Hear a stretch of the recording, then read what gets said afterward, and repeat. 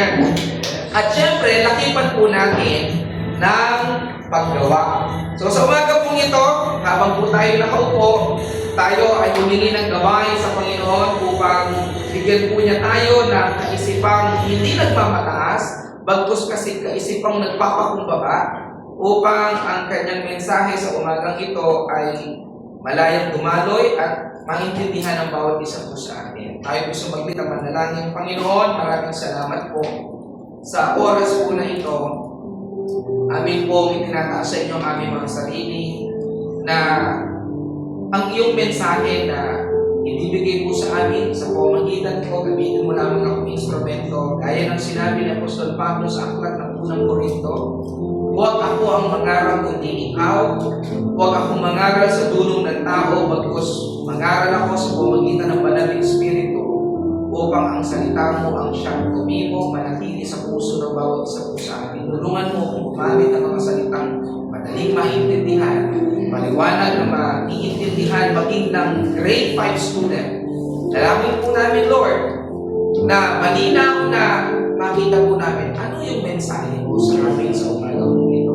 Especially, malaman po namin yung layunin mo, bakit patuloy po kami sa aming pong pananambangan, nagpapatuloy kami sa paglilingkod sa inyo, at nananatili kami tapat sa inyo sapagkat meron po kaming inaasahan sa iyong kaharian na parating. Ito po ang samutiling sa mga pangyayang pangalan ni Jesus. Amen. Amen.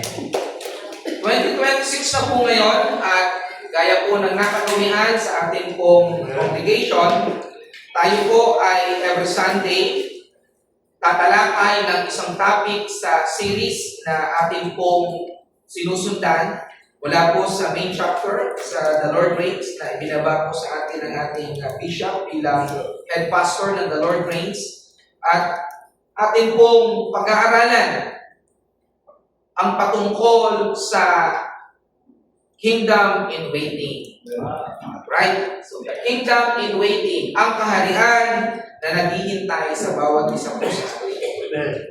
Pagka po ganyan ang topic, no? Parang ang naiisip nyo yung mga fairy tale. Parang Alice in the Wonderland.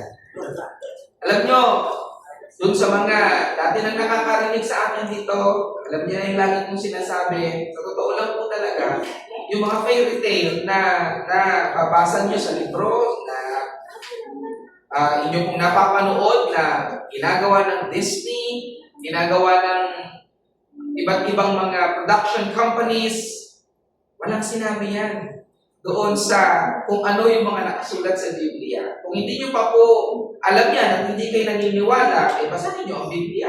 Napakadami po diyang mga kwento ng kababalaghan, mga kwento ng fairy tale. Gusto nyo dyan ng mala Cinderella style? Meron dyan! O basahin nyo yung kwento ni Reyna Esther. At tikla, doon nang galing ang unang pageant. Alam niyo ba yun? Yung, ano ngayon, Miss Universe? Ako, walang sinabi yan nung unang panahon. At ako naniniwala, doon nila hinano yung konsepto ng patimbalak pagdating sa yung mga beauty pageant. So, basahin niyo yung kwento ni Esther.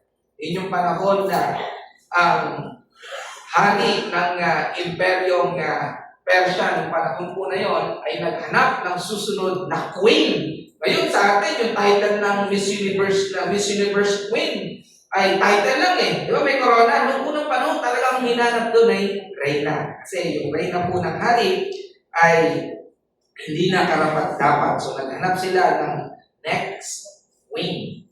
No? Ng Reyna ng Imperyong Persia noong panahon po na yun. Pero huwag po tayo masyado doon. Baka beauty pageant ang inyong matandaan sa umaga po na ito. So, the kingdom in waiting. So, ang unang series po natin ay, o ang unang topic po sa linggo po na ito, na may patungkol dyan sa kingdom in waiting, ay may pamagat po na having seeing eyes. Alam nyo, wala po siyang direktang Tagalog translation. Kaya binigyan ko na lamang po siya ng Tagalog na pakahulugan na nakikita ang inihanda. ng Diyos o mga matang nakakakita ng inihanda ng Diyos. Ang ating pong main text ay mababasa po natin sa aklat ng unang Korinto, Kapitulo 2, versikulo 9 hanggang 10. So mamaya po, babasahin po natin yan. No? So ang pabagat po ng ating mensahe sa umaga pong ito ay, gaya po ng ating nabasa kanina, having seeing eyes o yung mga matang nakakakita sa mga inihanda ng Diyos. Alam niyo po kasi hindi lahat ng mata ay tunay na nakakakita. Naniniwala po ba kayo doon? Mamaya pag-uwi nyo, patingin kayo sa optometrist. Kasi sabihin nyo, yung po kasing pastor namin doon, sabi, di raw po kami nakakakita. Tingnan nyo nga po, baka hindi nga ako nakakakita. No? Pero alam po ninyo, ang pinag-uusapan natin ay hindi physical na mata, kung hindi spiritual na paningin. At yung spiritual na paningin na yon ay ang kakayahang makakita ng plano at layunin ng Diyos sa ating buhay. Alam nyo, itong mga ganitong topic, sabi ko na pinag-aaralan ko po ito, ang kadiskursong palagi ang ating may bahay. Sabi ko, yung ganitong mensahe po ito na kailangan talagang ikaw isang mananampalatayang lagi nagbabasa ng salita ng Panginoon. Dahil, kumbaga sa pag-aaral, pang kolehiyo na ito Hindi ito pang elementarya o pang high school. Pero dito po sa atin sa simbahan, kaya po tayo nag-aaral, ay para po tayo ma-promote. Hindi sa pag-aaral o grade 1 high school, kung hindi para ma-promote po yung ating pang-intindi sa mga bagay-bagay na nakasulat po sa Biblia. Pagbabasahin niyo po ang Biblia nang hindi kayo regular na nagbabasa at hindi niyo iniintindi, minsan may mga bagay po dyan na hindi natin maintindihan.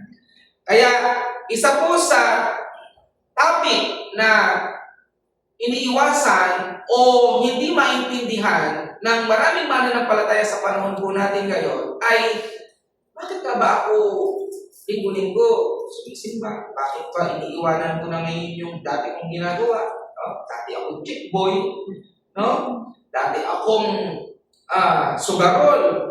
Diba? Ako, hindi ko po naranasan yung mga bagay na yan Pero maaari yung ibang nakaranas po. Sabi nila, sarap daw magsugal. Yung dopamine kasi sa utak ng tao, pagka nananalo ka na, halos ayaw mo nang tumigil. Ay, ito pala yung bata ako natandaan ko. Once upon a time, there was a period. Okay? In Doña Remedios Trinidad, Bulacan. But still remember, I was siguro mga less than 10 years old. Meron ako 10 piso. Alam niyo sa pera, yung color games. Di ba? May mga technique mo, titignan mo yung kulay ko sa ilalim. Yun ang tatayaan mong kulay. Kasi more or less, by probability, sabi nila, yun daw yung lalabas na kulay. Yung 10 pesos ko, naging 100 pesos. Siyempre, bata ka, tuwa ka. No? 10 years old ako, 35 ako ngayon, so that was 25 years ago.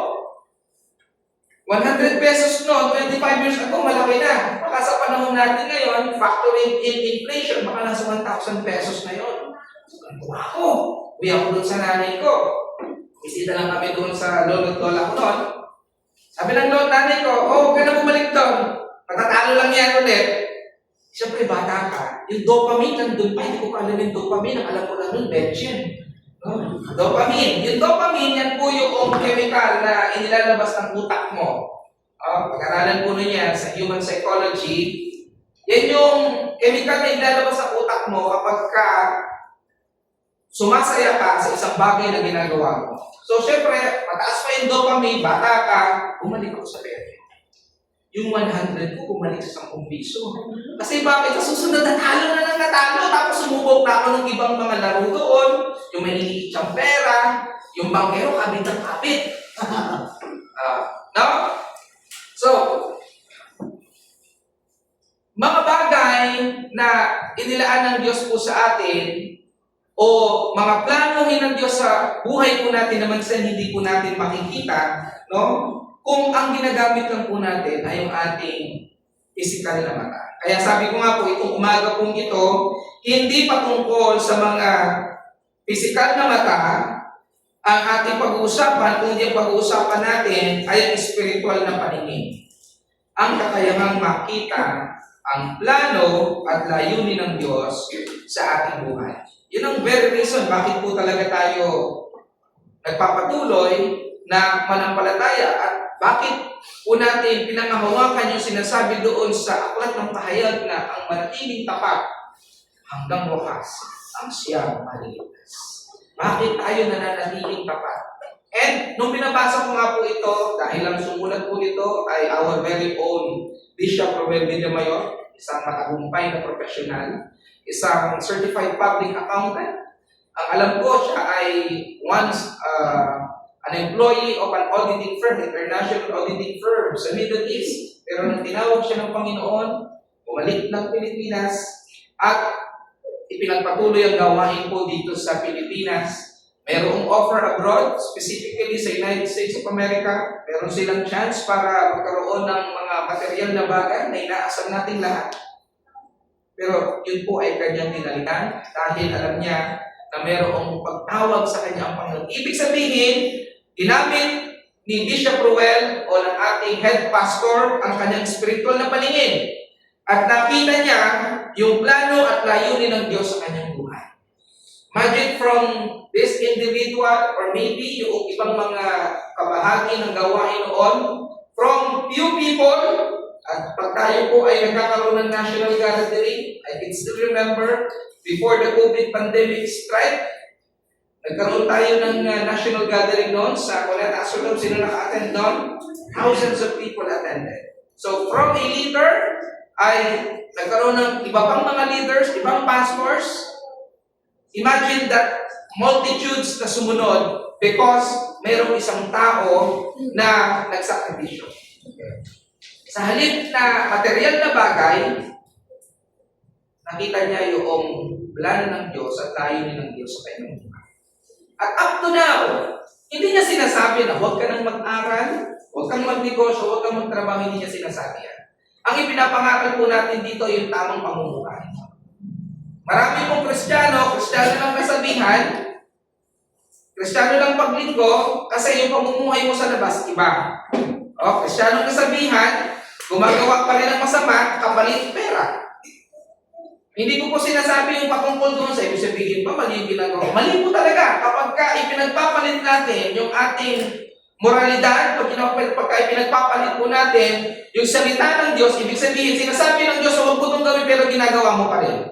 Kasi may dopamine sa utak mo sa tuwing ginagawa mo yung bagay na yun. Halimbawa na lang, sa kang negosyante, Kristiyano kang naturingan, pero dahil malaki yung kontrata, no? Huwag naman sanang involved ka sa flood control project. Dahil malaki yung kontrata, sabi mo, pag tinanggap ko ito, mas malaki yung offering ko, yung times and offering ko. So natanggapin mo kasi malaki yung offer sa iyo. Nasisilo tayo din sa salapi. Yan ang minsan na number 1 na kalaban ng tao, yung salapi. Ano pa? Iba't ibang bagay sa buhay po natin, alam nyo na yan. So dito, sa aralin po na ito, o dito sa mensahe po na ito, maiintindihan natin mga kapatid, bakit kailangan natin magsikap, magpatuloy sa pananampalataya sa Panginoon kahit mahirap. Bakit kailangan nating manatiling grounded sa salita ng Panginoon?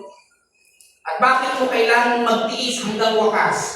Kasi meron palang naghihintay na reward sa bawat mananatiling tapat hanggang wakas. Sabi mo nga po, lagi ko nung sinasabi, ako, yung misis ko, lagi kong sinasabi, anong year na nga ngayon? 2026. This 2026, 36 years old na po ako.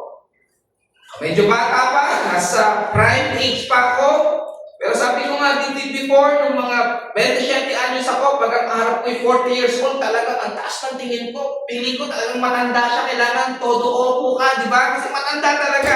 Up to now, ganyan pa rin naman po ako eh. Pero ngayon, may isang nag-submit ng application sa akin para maging driver. Ang edad niya 40 years old, 40 years old. Iba na yung pananaw ko ngayon. Dahil pagka ganun yung kausap ko, 27 ako, 40, talagang, ay, matanda na to. So, andun yung reverend ko. Pero ngayon, 36 ako. Turning 36 ako, this 2026, tapos 40 nag-a-apply. Parang kaidaran ko na lang. No? Parang kaidaran ko na lang. So, what is the message? Patanda ka ng patanda. Ang panahon ay pamature na ng pamature. Doon sa mga nasa twilight na po dyan. O should I say, doon sa mga dawn na po dyan. No? At doon sa mga may edad na palapit na sa 70 years old, alam natin ang sinasabi ng salita ng Panginoon. Sa panahon po natin, minimum, kung pagutin mo yun, malakas ka. Maayos ang pamumuhay mo, hindi mo sinisilang yung katawan, maayos ang tulog mo, maayos ang pagkain mo, maayos ang diet mo, 70. Imagine kung ako'y 36, 34 more years na lang. Hindi ko po tinatakot yung mga mas matanda pa sa akin. Pero this is the reality. If I will not say it, sino magsasabi dito sa inyo? This is the reality. Life here on earth is not forever, mga kapatid. At huwag mong ipagyabang yung araw ng bukas na 50 years old to many. Ating ko pang 7, ating ko pang 20. Hindi mo sinabi kaya namin ka pang 20 daratang. No? Hindi natin pwedeng ipagyabang yung araw ng bukas na sasabihin mo doon na lang ako magbabago. Ang pwede mo lang ipagyabang ay kung susunod ka sa Panginoon, maraming nakastore ang Panginoon para sa atin, para doon sa mga tapat na susunod po sa Amen. Amen? So, ang ating pong pangunahing talata ay matatagpuan natin sa unang Korinto, chapter 2, verse 9 to 10. Ang sinasabi po dyan ay ganito. Subalit, tulad ng nasusulat, wala. Hindi pa nakikita ng mata o naririnig ng tainga ni hindi pa sumasagi sa isip ng tao ang mga inihanda ng Diyos para sa mga umiibig sa Kanya. And in verse 10, ngunit ito'y inihayag na ng Diyos sa atin sa pamamagitan ng Espiritu. Sinasaliksik ng Espiritu ang lahat ng bagay, maging ang mga pinakamalalim na bagay na may kinalaman sa Diyos. Kung merong artificial intelligence sa panahon po natin ngayon na kayang saliksikin ang lahat ng mga aklat na kaya niyang saliksikin, walang sinabi yan sa banal na Espiritu. Dahil sabi po dyan sa verse 10, sinasaliksik ng banal na Espiritu ang lahat ng bagay, maging ang mga pinakamalalim na bagay na may kinalaman sa Diyos. Kaya ngayon, habang kayo nakaupo dyan, sinasaliksik ng banal na Espiritu yung nasa isipan ninyo. Kung yung iba dyan, nag-iisip ka lang, ba't naman magsalita nila? Dapat mayari na kaya kanina, hindi ko magpuntalan. Sa Tagalog, magsalita nito. Tagal naman ang service dito. Doon sa pinanggalingan ko, 1 hour na, tapos na kami. Sinasaliksik ng Diyos. Nakikita ng Diyos yung ating mga nasa isipan. Yung mga bagay na kaya mong itago sa tao, makita ng Diyos. Sa pamagitan ng banal na Espiritu, wala tayong maitatago sa Diyos. Pwede mong ipostura ang iyong sarili bilang isang banal na tao, pero sa Diyos, wala kang maitatago. So, ano ang naisip parating sa atin ngayon ng pinakatalata po natin? Alam niyo po, dapat po talaga binabasa natin ang salita ng Diyos.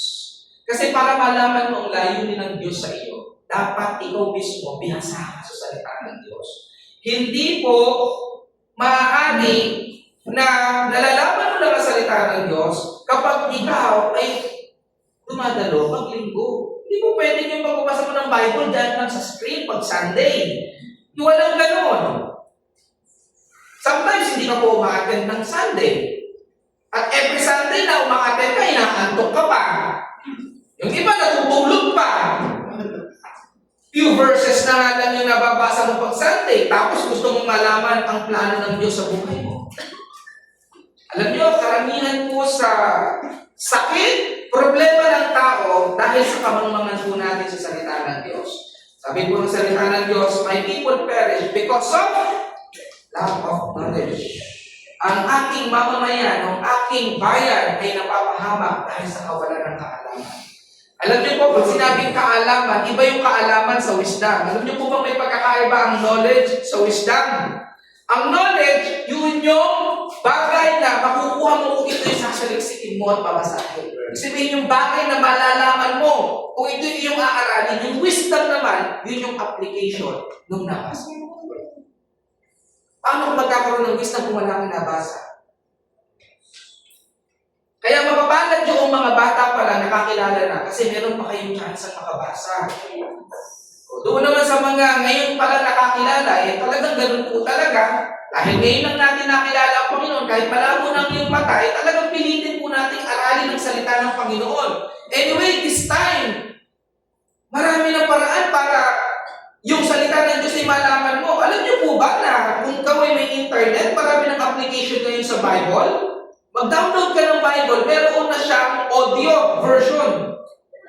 Alam niyo po ba yun? May audio version ng Bible. O, punta kayo doon sa YouVersion. May application po ng YouVersion Bible. Pag binuksan niyo po doon, iba't ibang version ng Bible. Tapos may ibang version po doon. Halimbawa, yung MDB o yung Magandang Balita Biblia Tagalog, meron po siyang audio. So kung ikaw ngayon ay medyo may edad na, hindi mo na kaya bumasa, at excuse me po, hindi po sinasabi na hindi po ito to offend you, even doon sa mga hindi makabasa. Siguro naman meron kayong anak. Ako, gusto kong mabasa yung Biblia. Saan ba ako magsisimula? Hindi mo ipapress yung press audio. Dinadala siya. So, non-negotiable kapag Kristiyano ka na hindi mo basahin ang salita ng Diyos. Para sa akin, isang malaking kasalanan sa isang Kristiyano, hindi mo alamin ang kanyang salita. Dahil, kung yun nga pong mga malalim na sa pananampalataya ay nadadapa pa at nagkakasala, ikaw pa kaya na hindi malalim sa salita ng Diyos. So, dapat po, binabasa natin ang salita ng Diyos at dahan-dahan, ninanamnam. Hindi po siya parang activity na for the sake lang na mabasa mo yung Bible sa loob ng isang taon. Dahan-dahan, ninanamnam, bigyang diin ang katotohanan na ang mga bagay na inihanda ng Diyos ay hindi kayang abutin ng mata, kahiga o isip ng tao. Ipinapahayag lamang ito ng Diyos sa pamamagitan ng Espiritu Santo. Alam niyo po, naniniwala pa kayo na mayroong ibang mga tao na inaaral nila ang Biblia? Hindi dahil sa naniniwala silang may Diyos, inaaral nila ang Biblia kasi gusto nila makipagdebate. Gusto nila patunayan na hindi totoo ang Biblia. So yung pagbabasa lang ng Biblia, dapat alam mo yung motibo ng puso mo. Dapat ang motibo ng puso mo, Lord, gusto kong malaman. Ano yung layunin mo? Ano yung plano mo sa buhay mo? Buksan mo yung ating spiritual na mata. So ano ang ating pangunahing kaisipan? Dito po sa ating mensahe ngayon. Ang ating pangunahing kaisipan ay hindi lahat ng may mata ay nakakikita. Pangalawa, ang Espiritu Santo ang nagbibigay ng tunay na paningin. So itong pangunahing kaisipan po na ito, na nagsasabing maraming tao ang may mata pero hindi nakakakita, at ang tunay na paningin ay hindi galing sa talino, karanasan o relihiyon, ito ay galing sa Espiritu Santo. Kaya mga kapatid, dapat maintindihan natin na, sabi nga, di ba, sa statement of faith natin, one of our statements of faith, naniniwala tayo that the Holy Spirit is among the persons of God. Sabihin, siya yung isa sa mga persona ng Diyos. No? There are three persons in one God.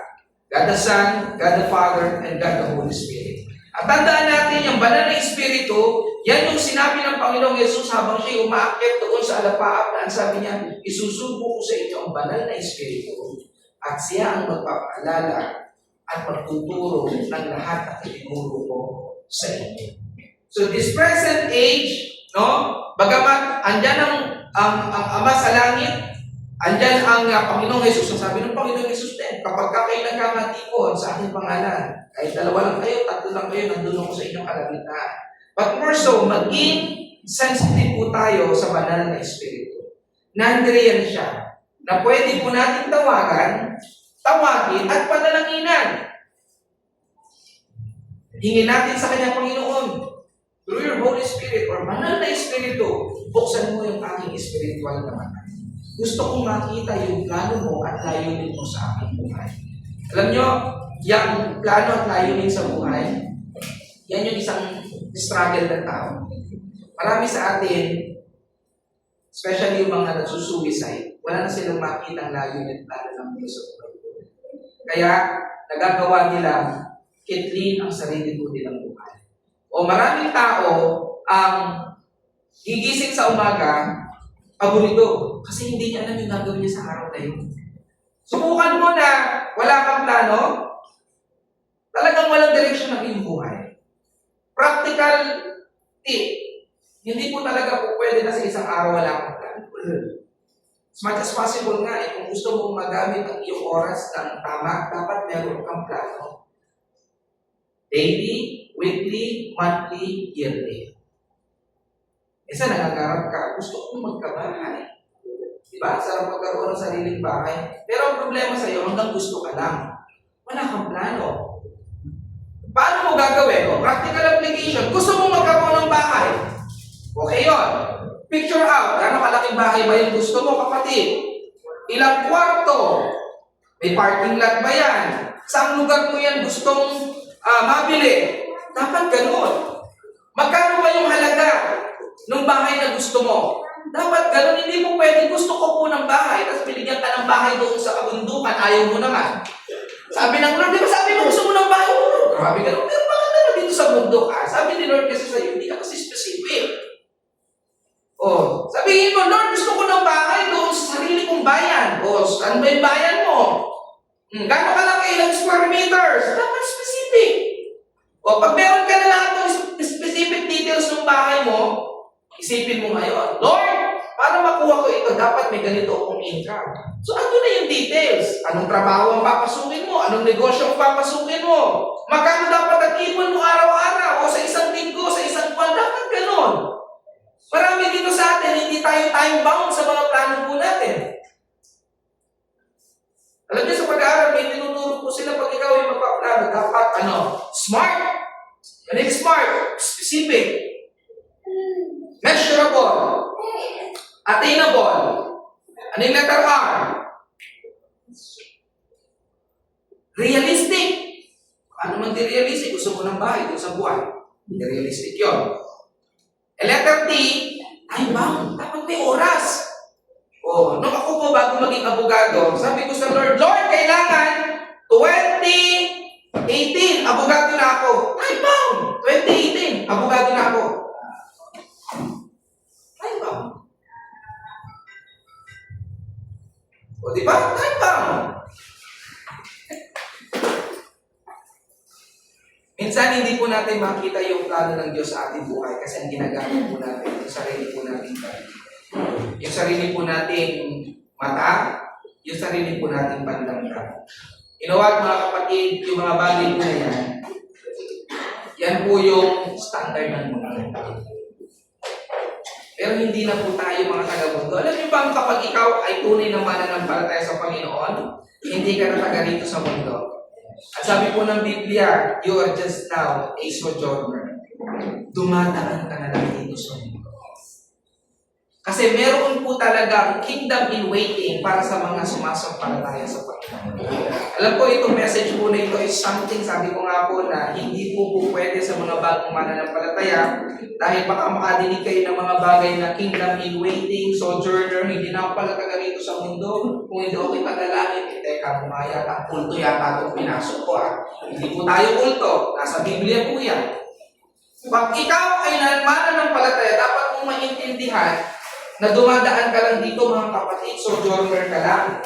Alam niyo po ba yung konsepto ng sojourner ay kung i-apply po natin yan sa international law. Halimbawa, ikaw ay taga-Pilipinas, gusto mo lang magbakasyon sa Singapore, sa Hong Kong, sa mga malalamig na lugar, ang tawag sa iyo, visitor, tourist, sojourner. Dumadaan ka lang. At kung ikaw, visitor, tourist, hindi ka bumibili ng bahay. Halimbawa, siyempre gusto mong mamasyal, dalhin yung pamilya mo, ay gusto mong pumunta ng Korea, mga 1 week. Sojourner, bibisita ka lang, bibili ka ba ng bahay doon? Of course na, ano gagawin mo doon? Dadaan ka lang eh. Pagkarenta ka lang ng apartment, kung may Airbnb, pansamantalang mga transient, hotel. Ganon din po sa buhay po natin. That's why, ang nais ko pong buksan sa isipan po ninyo ito, tayong mga mananampalataya, dapat hindi po tayong masyadong nakatuon sa mundo po na ito kasi sojourner lang tayo. Minsan, natatalisod tayo bilang mananampalataya kasi ang isipan mo nandito sa mundo. Kaya sabi nga ng Panginoon, huwag kayong mag-ipok na ng yaman dito sa mundo. Mag-ipok kayo ng yaman doon sa langit. Bakit kaya tayo pinag-iipok ng Diyos ng yaman doon sa langit? Kasi doon talaga tayo papunta. We are heavenly bound. We are heavenly bound. Doon talaga tayo papunta. Papunta doon sa karya ng Diyos. Hindi tayo taga rito. Pero bakit tayo bumibili ng bahay? Bumibili tayo ng bahay kasi medyo matagal-tagal din naman yung stay natin dito, mga 70 years. Pero ang pinupunto ko po dito, may mga tao kasi, ang puso isipan nila nandun na sa mga material na bagay na ukol dito sa mundo. Natatalisod tayo at nawawala na tayo doon sa talagang layunin ng Diyos sa buhay natin na, anak, hindi ka taga rito eh. Hindi kita nilikha para dito. So kung yung mga bagay dito sa daigdig, yan yung magpapatalisod sa iyo, yan yung magiging dahilan para hindi ka maging kabahagi ng kaharian ng Diyos, mga kapatid, tigilan mo lang. Sayang. Sayang yung pagtanggap mo sa Panginoon. Now, sayang yung pagtanggap mo sa Panginoon. Now, sa ating panimula, grabe siguro naman. Grabe, panimula ko na. Huwag kayo mag-alala. Yan lang yung mga title, pero ilang slides na lang tayo. So sa ating panimula, ano ang nagpapalakas sa iyo para mapatuloy? Question ko yan. At itong tanong ko na ito, ito'y tanong sa mga mananampalataya. Ano yung nagpapalakas sa iyo para magpatuloy sa iyong mananampalataya? Na ngayon mo nalaman, sa tinagal-tagal mong mananampalataya, ito pala yun. Na-scam yata ako Next Sunday, hindi na ako a-attend. Ganito pala yung pananampalatayang Kristiyano. Ang hirap, masakit na. Sulit ba ang lahat ng paghihirap? Yan yung mga tanong natin. Sulit ba, Brother Makmak, itong lahat ng ganitong paghihirap? Dati, di ba, rakista ka. Lumalaban ka ng Battle of the Band. Kaya dito ka na patutug-tug-tug. Pagka pinumiti pa ka ng gitara, sulit pag dito ko tumutug-tug, lalo ng nakukuha dito. Unlike before, magka-rakraka na talagang ikaw yung superstar doon sa stage. Dito walang superstar, si Lord ang superstar. Sulit ba? Yung iyong sakripisyo, yung iyong pagpapagal. O ano pa? Dati kang sangkano. Dati masama ang buhay mo, pero ang saya-saya nun. Di ba? Yung pag-tumingin sa'yo masama, sasamakin mo agad. Kasi may go kami. Di ba? Hindi mo pwede, pero kung ano sa akin may lalaban sa akin ng basta-basta. Minsan ang sarap ng ganong buhay.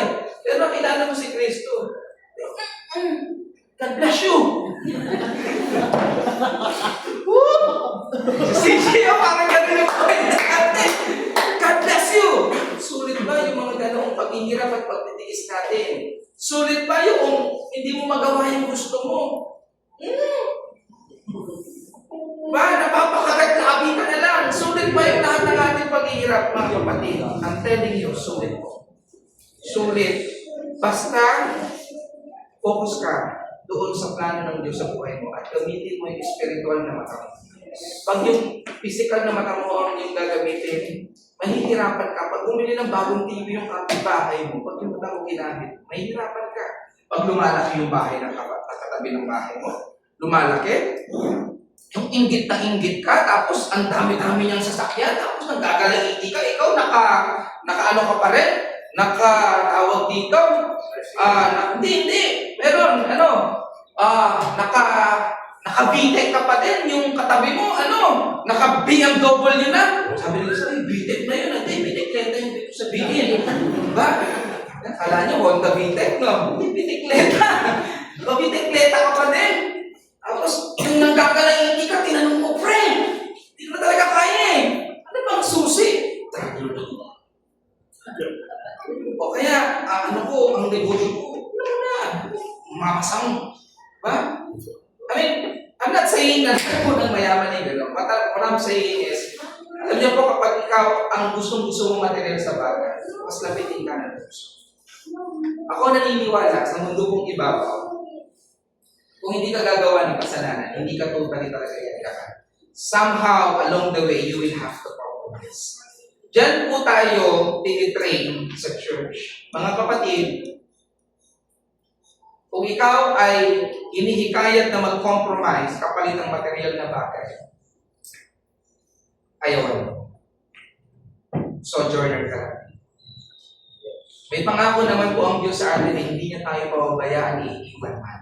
Kaya nga sabi ni Apostol Pablo, kung ikaw ay kumakain ng 3 beses sa isang araw, meron kang sinodamit, meron kang bubungan sa iyong taas, sa mo, hindi ka nababasa, pasalamat ka sa Diyos. Kung bigyan ka ng Diyos ng dagdag, pasalamat ka ulit sa Panginoon. Sojourner ng tayo ito. May naghihintay po sa atin. So ano kaya yung mga naghihintay sa atin na yun? So kaya natin itanong, no? Itong mga bagay na ito, ano yung nagpapalakas sa atin para magpatuloy sa buhay na ito? No? Kapag pagod na kayo, kapag mabigat na ang problema, ano ang pinangahawakan natin? Sulit ba ang lahat ng paghihirap? No? Kung wala tayong nakikitang pag-asa? Kaya buksan po natin yung ating mga spiritual na mata. So, spiritual na pagkabulag. Ito na.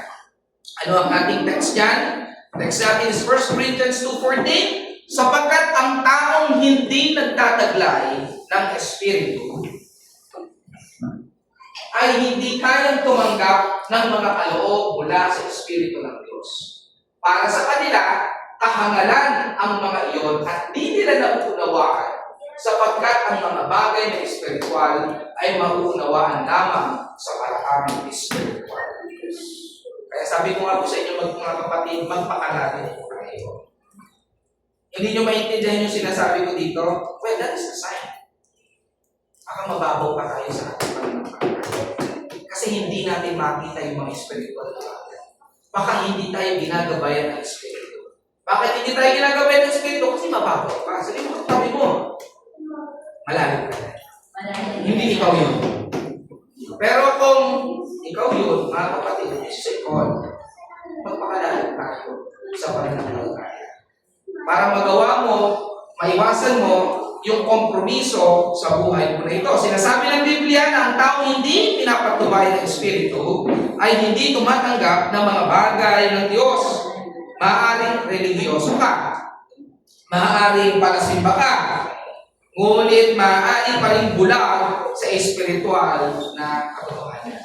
Kasi nga po, hindi natin yan pwede makuha doon sa pagsimba-simba lang, no? Pagiging religyoso mo, hindi mo yun. Hindi ko mo bahagi ka ng isang simbahan ay matatag ka na sa pananampalataya. Yung ating pong relasyon sa Diyos, yung pananampalataya natin sa Diyos, yan ay isang personal na relasyon natin sa Diyos na dapat po natin pinagyayaman. Dapat meron kang personal covenant sa Panginoon. Alam ko, mahirap magbasa ng Biblia, lalo na kapag tinatamad ka, pag inaantok ka, pero yan po ay non-negotiable. Alam ko, mahirap panalangin, lalo na kapag pagod ka, pero yan ay non-negotiable. No? I'm pushing you, I'm forcing you. No? Kasi kailangan, mga kapatid. If we are to go to heaven, if we are to be part of the kingdom of God, kung tayo pupunta sa langit, kung tayo ay magiging bahagi ng kaharian ng Diyos, kailangan maging matatag po tayo spiritually. Dapat maging malalim po tayo sa pamumuhay espiritual. Para sabi ko nga po, para yung pananaw mo sa mga bagay-bagay, hindi na physical, hindi na mababaw. Yung pananaw mo sa mga bagay-bagay, malalim na. No? Now, pansamantala at walang hanggan. Ano ang sabi po ng 2 Korinto 4:18? Kaya ang paningin namin ay nakatuon sa mga bagay na di nakikita at hindi sa mga bagay na nakikita, sapagkat panandalian lamang ang mga bagay na nakikita, ngunit walang hanggan ang mga bagay na di nakikita. Maybe ito yung nakikita ni Bishop Oriel. Should I say Bishop Wells? Bakit? Makita natin yung ating head pastor, no? Punta mo siya sa opisina doon sa MC. Simple opisina. Walang sekretarya. Siya pa mag-print lahat. Napakasimple. Ano pa? Bakit nagawa niya tanggihan yung mga opportunities before, decades ago?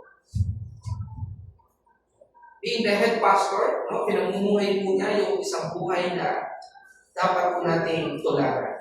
So, sa buhay po natin, alam ko, lahat tayo naghahangad na maging magandang buhay, magkaroon ng maraming sasakyan, magkaroon ng malaking bahay, magkaroon ng busog na baka kaon. Lahat ng mga bagay po walang masama. Ang masama lang kapag yan ang nakatuon ng iyong puso.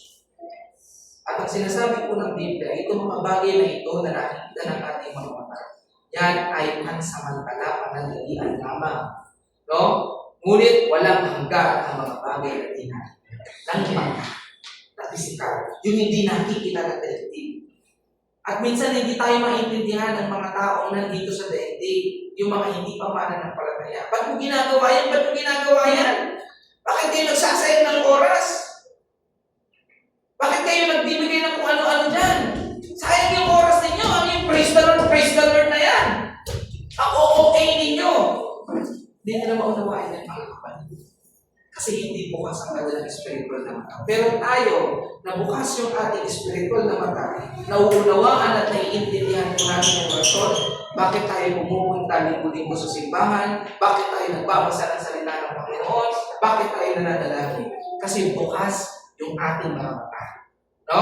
Bukas yung ating mga mata. Pinapaalala sa ating salita ng Diyos na ang lahat ng nakikita ngayon, problema, sakit, kahirapan ay pansamantala.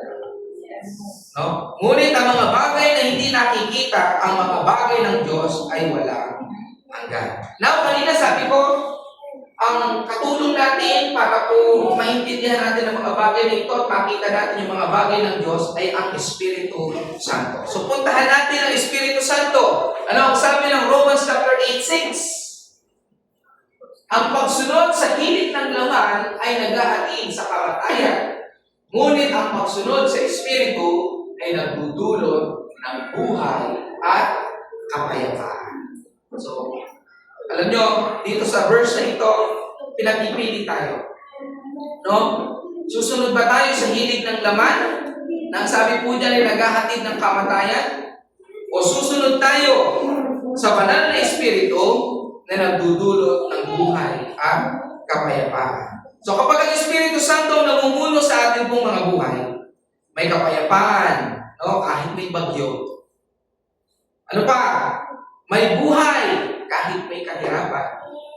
Ano pa? Ang Espiritu ang nagbibigay sa ating tamang direction. Now, hindi ito ang wakas. No? Ano ang sinasabi po ng Romans 8:18? Para sa akin, ang sabi po ni Apostol Pablo dito, siya ang sumulat, ang mga pagtitiis natin sa kasalukuyan ay hindi maihahambing sa kaluwalhatiang ipahayag sa atin balang araw. Alam niyo po yung panahon po kasi dito na sinusulat ni Apostol Pablo, ito yung pag-uusig sa unang mga iglesia ng panahon po na yun. No, talagang hinuhuli sila, dinatakip sila, pinapatay sila, minamarginalize po sila, inaakusahan sila ng kung ano-ano. Sabi niya, Apostol Pablo, pagtiis lang. Alam niyo po yung pagtitiis natin ngayon dito sa Pilipinas, wala pa yan sa kalintingan ng pagtitiis ng unang mga mananampalataya. Noon, sila po talaga inuusig.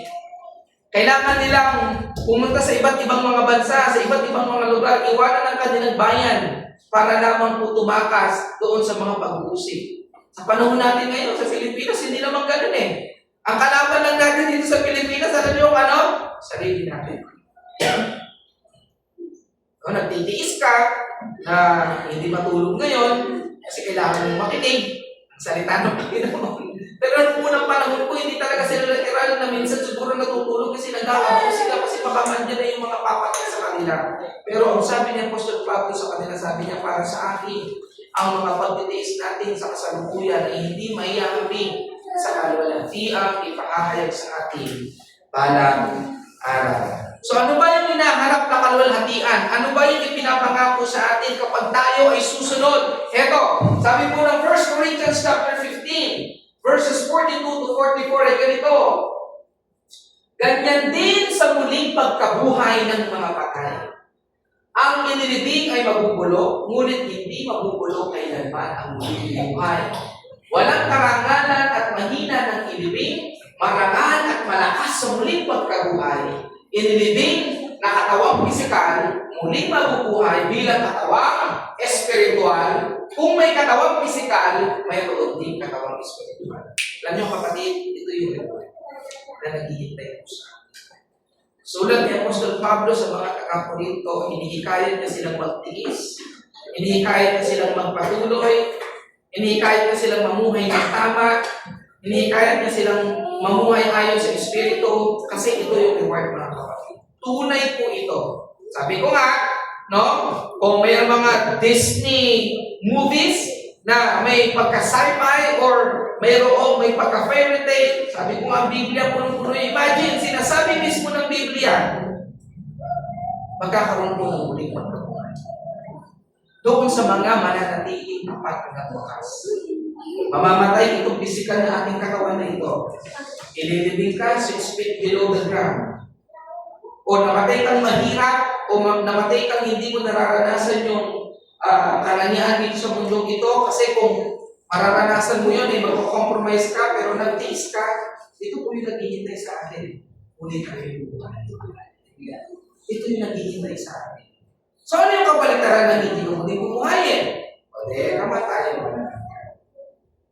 So yan yung isa sa hinaharap po natin. Yan yung isa sa pangako po sa atin. Muling pagkabuhay. At itong physical na katawan po natin na ito, papalitan po ito ng spiritual na katawan. Ano yung katunayan na mayroong ganong klase ng katawan ng Panginoong Jesus po mismo? Basahin po ninyo ang inyong mga Biblia. Ang Panginoong Jesus, siya'y namatay, siya'y inilibing, 3 araw nasa ilalim ng lupa, pero after 3 days, siya muling nabuhay. At yung katawan po niya, yun yung tinatawag na katawan hindi na nabubulok. Itong katawan po natin na ito, pag ito namatay, katawang nabubulok po ito eh. Ilang araw lang, maaagnas na ito, babago ito, hanggang sa buto na lang, hanggang sa pag sobrang tagal na, wala na rin buto, napupulverize na. Kaya ito yung sinasabi po ng Biblia, sa alabok tayo, hinanong mo, sa alabok tayo, kapatid. Pero tayo po'y may pag-asa sa Panginoong Jesus. Pag tayo nanatiling sumunod sa Kanya, sinunod yung layunin niya sa buhay po natin, plano natin. Pero yung mga tuwa, 5, tata, patenta mo pa, kumabiyata mo masulahin. Mamatay man tayo, muli na tayo mabubuhay. Doon sa mga bata pala, madali itong intindihin sa inyo, pero kailangan yung buksan yung inyong mga spiritual na mata para maintindihan ito. Totoo ito. Hindi tayo naglalaro dito, mga bata. Yung katawan mo na mamamatay, pag ikaw'y tumanda, kapag ikaw ay namatay na sumasampalataya kay Kristo, sa huling araw, tayo muling bubuhayin. At doon na ba nagtatapos yung hindi pa? Wait, there's more. No? Wait, there's more. So, pag tayo'y binuhay, tayo'y maghahari kasama ni Kristo. Mars. Next slide. Siyempre, tayo'y binuhay. So, tayo ay maghahari kasama ni Kristo. So, ano-ano yung mga bagay na gagawin natin later on pag tayo naghari kasama ni Kristo? Luke chapter 19, verse 17. Ganito ang sinasabi. Sabi niya, ito po yung tungkol doon sa talinghaga, ha? Magaling, sagot niya. Mabuting alipin. Ito po yung alipin na binigyan ng talento. Ginamit niya at nagkaroon ng bunga. Sabi, magaling, sagot niya, mabuting alipin. Dahil naging tapat ka sa kakaunting ipinagkatiwala sa iyo, pamamahalain kita sa 10 puso. Ito po'y talinghaga, pero ito po'y nagpapakita ng kung ano yung mangyayari doon sa kaharian na darating. Nagiging excited na ba kayo? Hindi mo ganun pala, no? Grabe, parang siguro habang binabasa natin to, nai-imagine nyo na sa inyong isipan. Sabi, kapag ka sa kaunti, pamamahalain kita sa 10 puso. Tayo'y maghahari kasama niya. Ano po sinasabi sa pahayag? 5:10, ginawa ko silang isang lahing maharlika. Ito po yung revelation, ha? Sabi dito, ginawa ko silang isang lahing maharlika at mga pari na itinalaga upang maglingkod sa ating Diyos. At anong sabi? At sila'y maghahari sa lupa. Grabe. Kaya huwag niyo pong kaingitan yung mga present kings and queens and rulers of this present world. Yung mga ibinoboto at bumibili ng boto, huwag niyong kaingitan. Yung kanilang paghahari ay may katapusan. Kahit basahin niyo po ang world history, walang haring nanatili sa kanyang trono. Pero, doon sa kahariang parating, doon sa kingdom in waiting, doon sa kaharian na tayo muling mabubuhay, tayo maghahanap kasama ng Diyos. No? So, kung may hari, sabihin may paghaharian, tama po. Alam nyo, that's another topic. No? Yung topic na yun is about you here, habang ikaw'y nandito, magsikhay ka sa kaharian. Kasi may reward na naghihintay. Kasi kung hindi ka magsisikhay, normal ka lang, normal ka na muli mabubuhay. Pero doon sa mga masisipag, doon sa matitiyaga, kaya noong binigyan ng talento, na ginamit niya, nagbunga siya, binigyan siya ng karapatang mamahala. No? So, may mga ganong bagay po tayong pag-uusapan in the future. So, ganap na buhay. So, di ba? Ano yung mga benepisyo kapag binuksan mo ang spiritual na mata, sinunod mo yung layo ng Diyos sa buhay mo? Una, muling pagkabuhay. Pangatlo, siyempre, pag kayo muling nabuhay, pag-ahari kasama ni Kristo. And then, ganap na buhay. Sa muling pagkabuhay, mga kapatid, sa Mateo 22:30, Panginoong Jesus mismo nagsusulat po dito, no? I should say, nagsalita dito.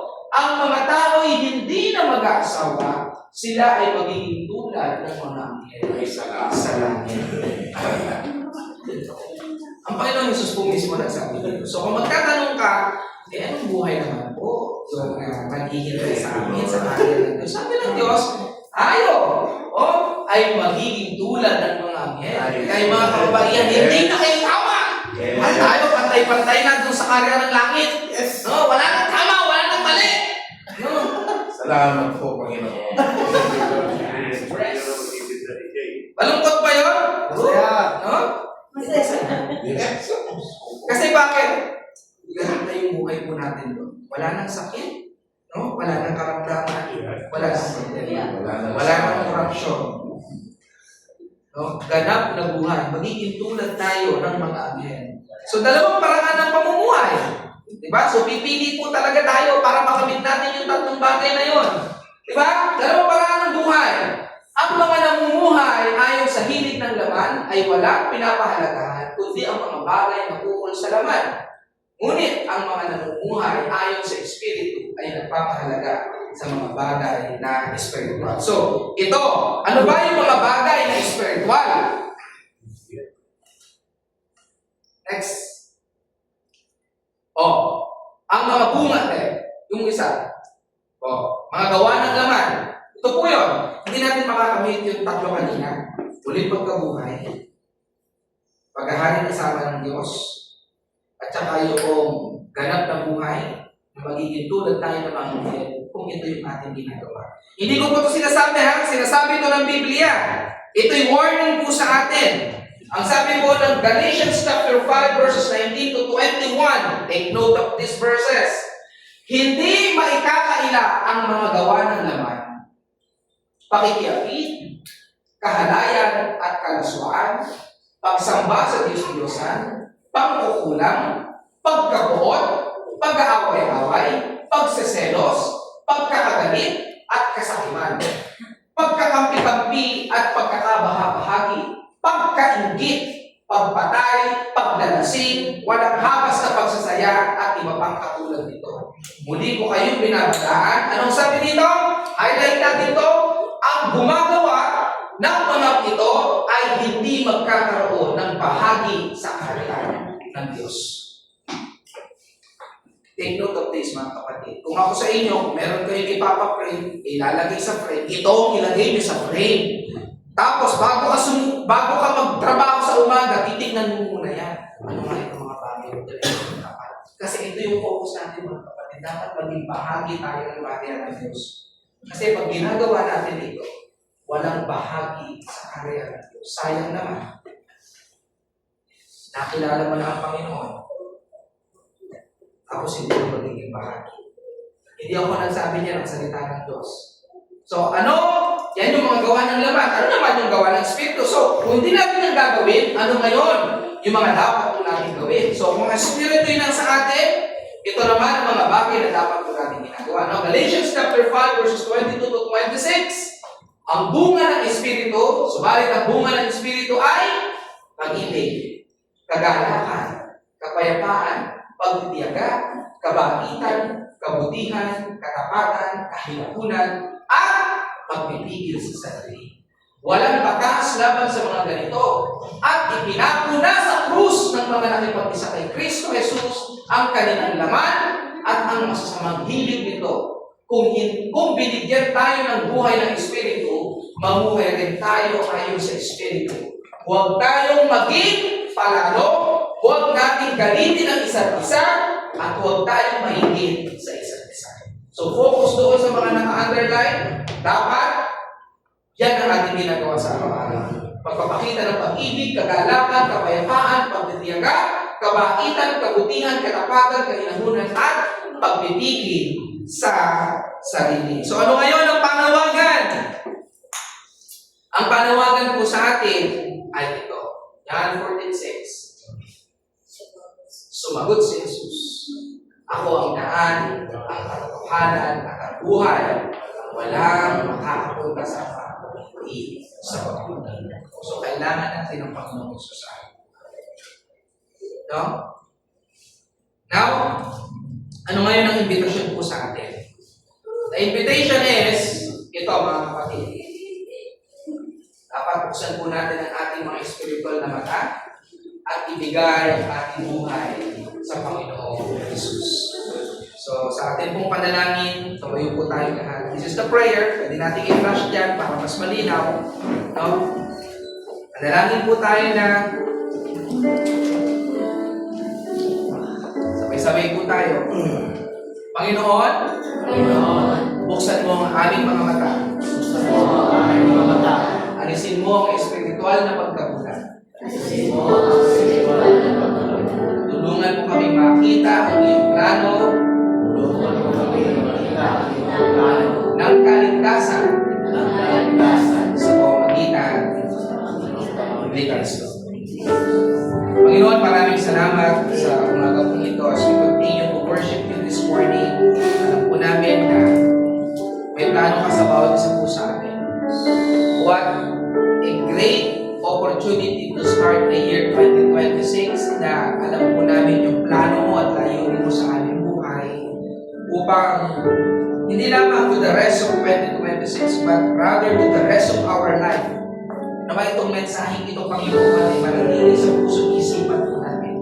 Maintindihan namin, Panginoon, na kaming mga sumampalataya na sa iyo, Lord, kami po ay dumadaan lamang dito sa daigdig. We are only sojourners to this world. Kaya hindi po namin dapat i-focus ang aming mga paningin sa mga bagay ukol dito sa daigdig. Bagkus dapat ang amin pong focus, Panginoon, ay ang mga focus ng mga bagay na espiritual. Makita po sa amin ang bunga ng Espiritu. At palakasin mo po kami, Panginoon, sa aming pananampalataya. Alam po namin, hindi po madali ang sumunod. Mahirap, Panginoon, but we can do all things through Christ who strengthens us. Nothing is impossible with God. Kung nakilala ka namin, Panginoon, alam po namin, you will sustain us, you will strengthen us, give us the joy of salvation. Na kahit anong obstacle, kahit anong tawag ng mundo sa amin, hindi kami, Panginoon, lilingon. Because we will only look unto Jesus, the author and finisher of our faith. Sa iyo lang kami titingin at diretso, Panginoon. Ikaw na siyang umakda at magtatapos ng aming buhay. I pray for my brethren, Lord, in this congregation. Na itong mensahe po na ito, bagamat mahirap intindihin, punong-puno ng kahiwagaan, buksan mo po ang kanilang mga espiritual na mata at puso at maintindihan nila, Panginoon, ang plano tayo din po sa amin. Alisin mo yung espiritu ng katamaran, espiritu ng kahiyaan, espiritu ng takot, espiritu ng pagdadalawang isip, Panginoon. Pagkus palitan mo ito ng espiritu ng kapayapaan at pagtitiwala mo sa iyo. Sabi mo, Lord, you will never leave us nor forsake us till the end of the age. May pangako sa amin. Sasamahan mo po kami at hindi mo po kami iiwan. Purihin ka, sambahin ka sa espiritu ng kapayapaan. Sa pangalan ni Jesus.